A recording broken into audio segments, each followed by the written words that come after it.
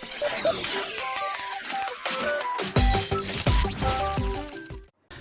Friends, digital marketing की इस AI series में आपका स्वागत है।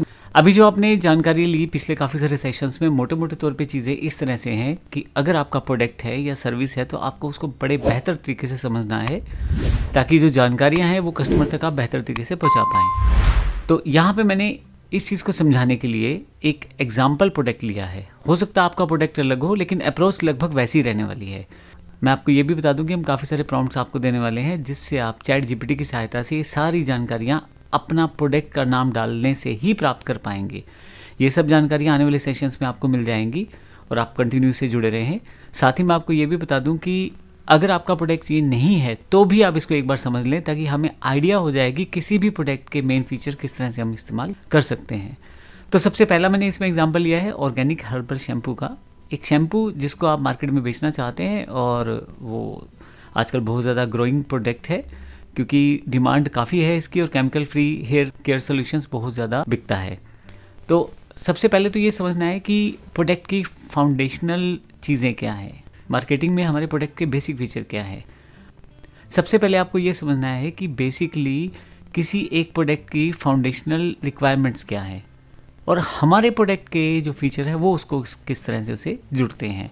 यानी कि जो मार्केट जो चाहती है कि हम वैसा दे पा रहे हैं और दूसरा ऑडियंस क्या चाह रही है, यानी कि आपका जो कस्टमर है वो कैसा चीज़ें चाह रहा है, वो सब चीज़ें आपको पहले से तय करनी पड़ेंगी। आपकी यूएसपी मार्केटिंग स्ट्रेटजी ज़रूर होना चाहिए। ऐसी चीज़ें जो बाकी के पास नहीं है आपके पास ज़रूर होनी चाहिए। आप क्वेश्चंस और डिस्कशन के साथ साथ सारी जानकारी प्राप्त कर सकते हैं अपने ऑडियंस से या कस्टमर्स के साथ।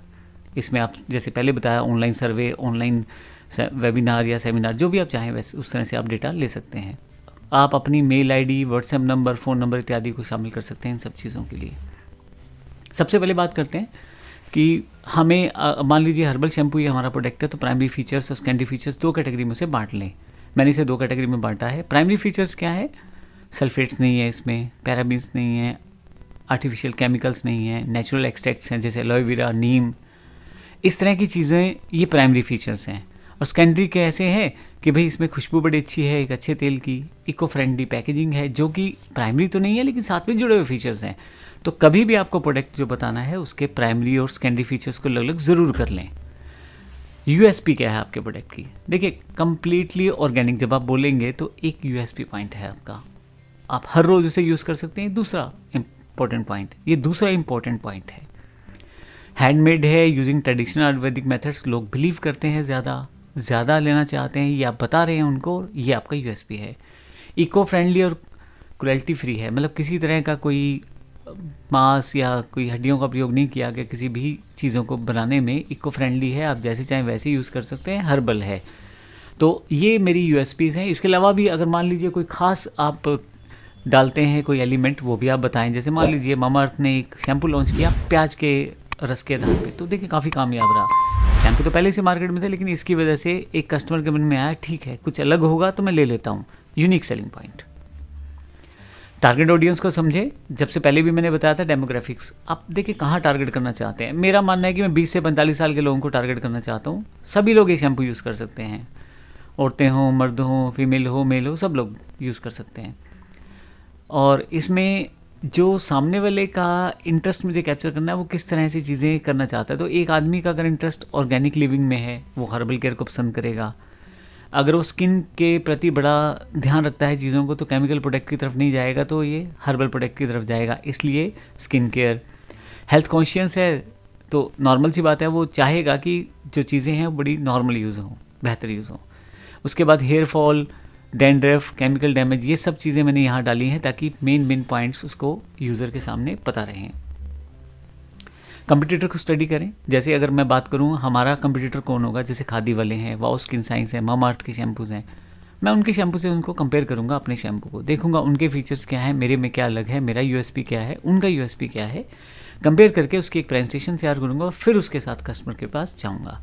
कस्टमर का फीडबैक लें, आप बताएं कस्टमर का फीडबैक, वीडियो फीडबैक लें, आप टेक्सचुअल फीडबैक लें उसका, और अपनी वेबसाइट्स या जहाँ भी आप यूज़ करते हैं वहाँ पे उसे सबमिट करें। डायरेक्ट कस्टमर को ऐसा चैनल दें वो अपना सारी चीज़ें फीडबैक में रूप में वहाँ डायरेक्टली सबमिट करें।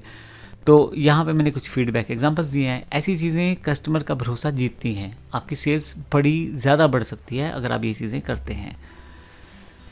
आप अपने फीचर्स को डिजिटल मार्केटिंग माध्यम में अगर लाना चाहते हैं, यानी कि आप मान लो शैम्पू की ऐड करना चाहते हो, तो ज़रूरी है ये सारी चीज़ें आप सेटअप करके रखो। जैसे सोशल मीडिया, बिफोर और आफ्टर फोटोज़ को, यानी कि कस्टमर पहले कैसा था और अब शैम्पू लगाने के बाद कैसा है, उसको संभाल के रखें, उसे डालें बार बार।